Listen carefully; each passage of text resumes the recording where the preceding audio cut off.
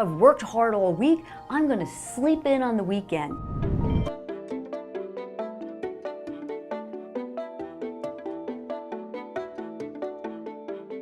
What you do when you sleep in on the weekend is really a problem because you really can't make up for lost sleep without having consequences. When you sleep in on the weekend, there's a clock in your brain that knows what time you're supposed to get up. And every single time you open your eyes in the morning, that clock is set and helps set rhythms for wake and sleep and many other biorhythms. So when you sleep in on the weekend, you actually reset the clock in your brain.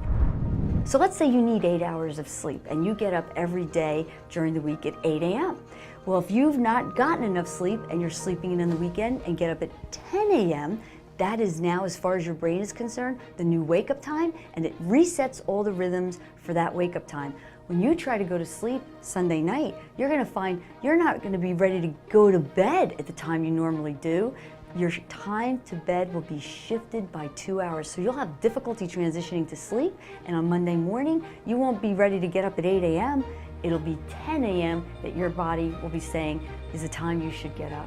So it really is disruptive to that sleep pattern and can have significant consequences because of the stress it causes on your body.